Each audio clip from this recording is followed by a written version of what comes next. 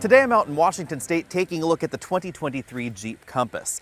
The Compass has a lot resting on its shoulders at the moment because not only is this designed to compete with subcompact crossovers like the Subaru Crosstrek, but it's also occupying basically the same role as the Jeep Cherokee, since that model is taking at least a year off for the moment. So you could also look at this as a direct competitor to the CR-V and the RAV4. And that certainly applies when we're talking about the price tag of this model, which can get over $40,000. Now, unfortunately, I don't have a great deal of time to film this vehicle, so let's just talk about the key things that you should know if you're considering a Jeep Compass. We have full LED headlights in this trim. You can see it's a combination projector and reflector design right there with an LED accent strip above, LED fog lights below. This is the Trailhawk trim, so we do have red recovery hooks down here.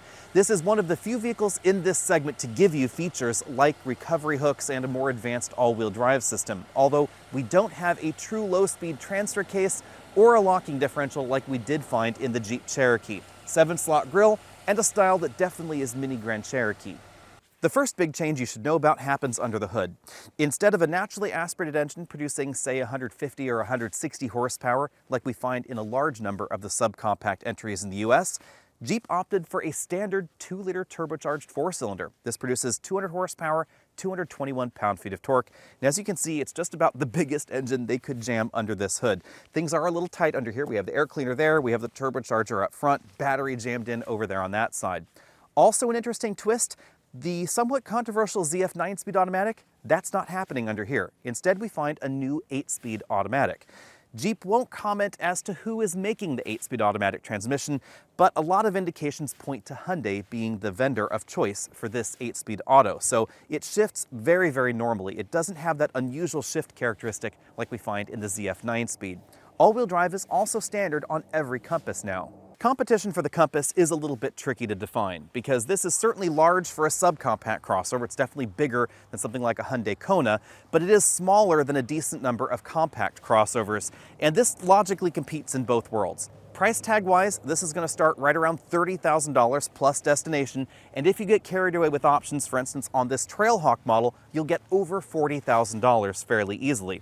But we have features that you don't find in the average subcompact crossover for that top end price tag, like self-parking, a powered hatch at the back, that 2-liter turbocharged engine under the hood, full LCD instrument cluster, etc., and all the goodies that we're going to take a look at in a moment. Moving around to the back, the mini Grand Cherokee styling continues. We find partial LED tail light modules there, one recovery hook in the back. I do kind of wish we had two, but keep in mind this is less expensive than the other Jeeps. We also have that power hatch I talked about earlier. And when the power hatch is open, we find a slightly larger cargo area than average. Now, I am talking about average for a subcompact crossover because you will find some larger crossovers with a bigger cargo area, but under here we find a full-size spare tire, something that you generally don't find at all, even in the larger competitors. Since the interior is where the big changes happen, let's take a look at that now. You'll notice that this model has this large panoramic moonroof, a feature that we don't find in a great deal of the competition. We have height adjustable shoulder belts and two-way adjustable headrests for the driver and the front passenger. A slightly retweaked seat design, pretty similar to before, but we have slightly different upholstery here, Trailhawk embroidered right there on that seat back, perforations in the middle of that seat back and seat bottom cushion. Moving over to the front doors, we find a decent percentage of soft touch materials on the upper section of the door, some stitching there to help dress things up, and of course harder plastics down there at the bottom. Now, if we move back to the rear doors, we do find a lot more hard plastics back there, but keep in mind the price tag of this vehicle is not where we find some of the more expensive, larger offerings. Moving back to the front of the cabin, the story about this interior is really the premium touches that we find in a small package. So heated and ventilated front seats. Moving up to the dashboard, we find a lot more stitched material than average. We find a soft touch upper section here, stitched middle section right there with a lot of texture going on. This is meant to look sort of like a brushed metal trim, but it's actually just a plastic trim strip, some piano black plastic going on there. Pretty decently sized bin-style glove compartment. And then in the middle of everything, we find the latest Uconnect touchscreen infotainment system. You can see we have the controls for the heated, ventilated seats right there. Touch controls for pretty much everything. Full screen Apple CarPlay and Android Auto integration. The system is fairly snappy. Lots of different settings that you can adjust here because this one has all of their latest active safety systems like the automatic emergency braking, highway assist, active lane management, park sensors, etc. Down here we have some of the additional controls for things like the automated parking, front and rear parking sensors, lane keeping assistance, and a button to turn off the auto start-stop system.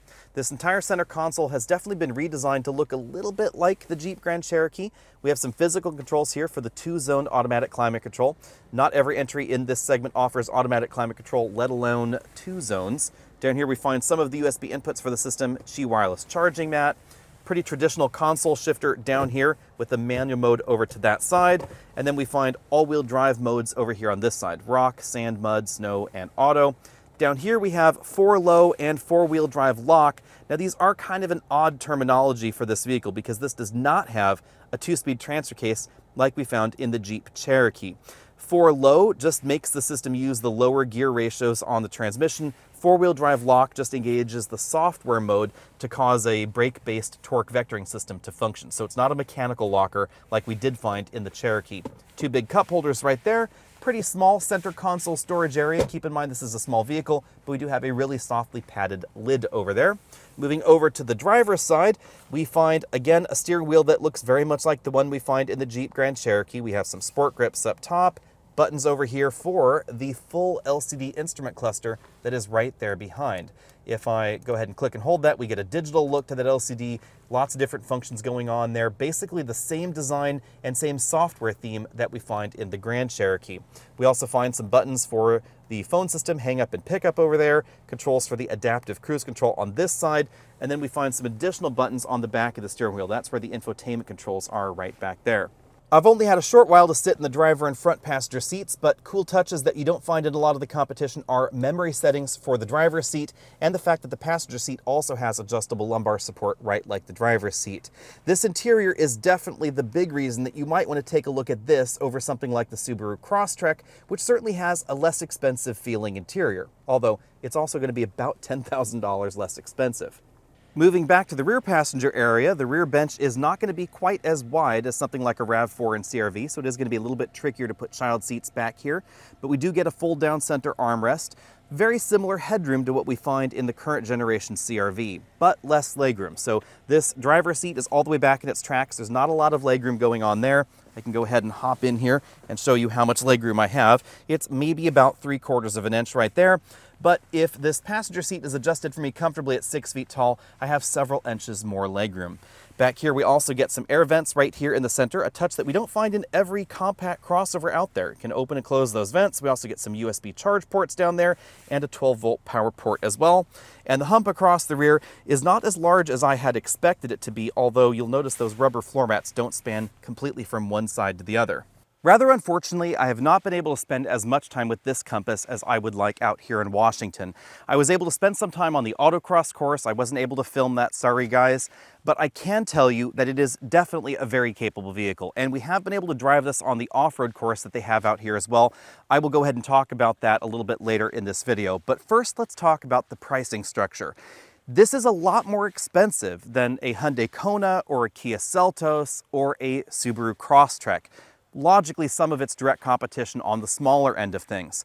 The pricing scale on the Cherokee is a little bit more similar to the RAV4 and the CRV. You will give up a little bit of space inside, but you will get greater off-road capability and, oddly enough, more power and better performance than in a lot of those options as well. 200 horsepower, 221 pound-feet of torque standard, but a price tag that is just over $30,000 after destination as a starting point. And this model, all in with destination, fully loaded, is around $46,000. That is significantly more expensive than the most expensive Subaru Crosstrek. But we get more performance and a more capable all-wheel drive system than we find in the Subaru. And that is one of the more interesting things that a lot of people don't realize. This all-wheel drive system will command much more of a lock of the center coupling to put more power to the rear when there's no power available, or no traction available rather, up front. And that is not something we see in the current Subaru lineup. Subaru does a good job at software programming, but Jeep does a slightly better job, I think, and the hardware of this vehicle is a little bit more capable. The downside is you're going to have to pay for that extra capability. I think this looks great. I love the recovery hooks, etc. I like the practical and boxy nature as well. but be prepared to pay RAV4 and CRV prices for something that is a little bit smaller. Let me know what you think about the pricing structure of the Compass down there in the comment section. The one thing that's interesting about this model is that we have features that are generally only available in more expensive models. Ventilated seats up front, full LCD instrument cluster, the larger infotainment system, the automated parking system, the large panoramic moonroof, etc. We don't find those options in the Subaru Crosstrek, for instance, which is part of why the Subaru is an excellent value. Also, I would not be surprised if dealer discounts were a little bit heavier over here, and we don't really find much of a dealer discount going on the Crosstrek at all. So when you take a look at them comparably equipped, the Crosstrek is going to be a little bit less expensive, but remember, you're likely going to get a better deal on this on the dealer lot than on the Subaru Crosstrek. Hopefully over the next month or so, I will have one of these at home so I can run it through a complete battery of tests. Jeep said that they didn't put the refreshed Compass directly into the fleet because they were waiting for the engine upgrades to be complete. Jeep had kind of an interesting 2-year thing going on with the Compass where they upgraded the interior and some of the exterior design components, and then the next year they put the more powerful engine under the hood. This is essentially the same engine that we find in the new Dodge Hornet, although oddly enough, this and the Dodge Hornet are completely unrelated aside from the engine under the hood. So if you want the more capable vehicle, the more boxy vehicle, that's going to be the Compass. If you want the more on-road focused crossover, a bit more of a sporty thing, also certainly more of a sporty vibe in terms of its design, then you want the Dodge Hornet. So be sure and stay tuned for the full video because again, hopefully that will be coming soon. Now let's dive into how this performs off-road. With an extra 23 horsepower, 49 pound-feet of torque, and a much broader horsepower and torque curve than the engine that it replaces, you'd be right to assume that the 2-liter turbo version of the Compass is faster off the line than the old 2.4-liter engine, even though it is missing a gear in that transmission. But the 8-speed versus 9-speed transition is probably the biggest thing to know about the Compass. The 9-speed wasn't everybody's favorite in this segment. It definitely had some peculiar shifts just due to the design of the 9-speed automatic. If you want to know why that is, there's a separate video just on the ZF 9-speed on the channel. You should check that out. Big thing to know is that the new 8-speed transmission shifts just like a regular automatic. No weird pauses between certain gears. Upshifts and downshifts are definitely faster than the 9-speed that it replaces. What you might not expect is that fuel economy has also been improved with this new transmission and engine combo, up to 27 miles per gallon combined. Keep in mind that all-wheel drive is standard on this vehicle, although Jeep wants to call it 4-wheel drive, of course. Now, this is less fuel efficient than the 2.5-liter engine you'll find in a Subaru Crosstrek, but you don't have a CVT. You definitely have a more engaging driving feel, and you get a more capable all-wheel drive system, which is probably the biggest thing to know. Because we have a bit more structure in the Compass on off-camber situations, something that we definitely noticed in testing out here at Mudfest in the Pacific Northwest here, that was the event that we were driving the Compass at, it definitely creaks and groans less than something like the Subaru Crosstrek when you're on some moguls or on muddy surfaces that are uneven, etc. The downside to that is the curb weight. It weighs 3,620 pounds in base format. And that's why, even though we have a 200 horsepower turbocharged engine under the hood, it goes 0 to 60 in 7.5 seconds. That is still quick, but not as quick as some of the competition. And you should know that this was the Trailhawk version that we were able to very briefly 0 to 60 test out here in Washington. Other versions will actually be a little bit slower because the Trailhawk gets a steeper final drive ratio to help improve off-road performance. Now, speaking of off-road performance, you can clearly see that that's basically what we're doing out here. We're playing on some hills, playing in the mud, etc. The lock of the all-wheel drive system is the big difference between this and pretty much every other entry in this segment. When Jeep commands a full lock of the center coupling, it is definitely very, very locked. At low speeds, you will get a little bit of a binding feel in the drivetrain. If the steering wheel is completely cranked, the software will try and slip the clutch a little bit, but in straight lines, it is basically locked, and that's why it definitely does a better job at scrambling up hills, and that's certainly why it seems to perform better than some of the other vehicles that we were testing out on very similar courses on the same day. Ground clearance is pretty decent, 8.1 inches in all models, 8.6 inches in the top-end Trailhawk version, so pretty similar to what we find in the Subaru Crosstrek. Jeep decided not to just give us a new engine and transmission, they also reworked the suspension, and it definitely feels better in terms of on-road dynamics and off-road dynamics than the previous generation Compass. The previous Compass could feel perhaps a little bit cheap is probably the best way to describe it. Sometimes the suspension could be brittle over broken pavement, but overall it was fairly well sorted, sometimes a little bit rough riding, and I think they've struck a better balance with this suspension tune. It is not a night and day difference or anything like that versus the outgoing Compass, but you will notice it is better suited to on-road driving, even with the standard models having all-wheel drive, of course, and 8 inches of ground clearance, and also still solid for mild off-roading like we were doing here. This is not going to tackle the same kind of rock climbing situations a Jeep Wrangler will do, but it's definitely going to be very comfortable out on long gravel roads. Cabin refinement has also been improved. The cabin appears to be a little bit quieter than the previous Compass. It was also quieter than the Crosstrek I was able to drive on the same day. And you'll certainly notice the engine less in the cabin than the Subaru or the previous Compass. That's thanks to the turbocharger and the amount of low-end torque we get from the engine, so it doesn't have to rev as high to get you to the same speed on the highway. Now, obviously, I don't have any official 6-0 stopping distances or fuel economy numbers yet, but keep in mind the curb weight, 3,600 pounds, so it is going to take a bit longer to stop than some of the entries in this segment, and fuel economy is going to be a little bit lower because of the standard turbocharger and, of course, the higher curb weight.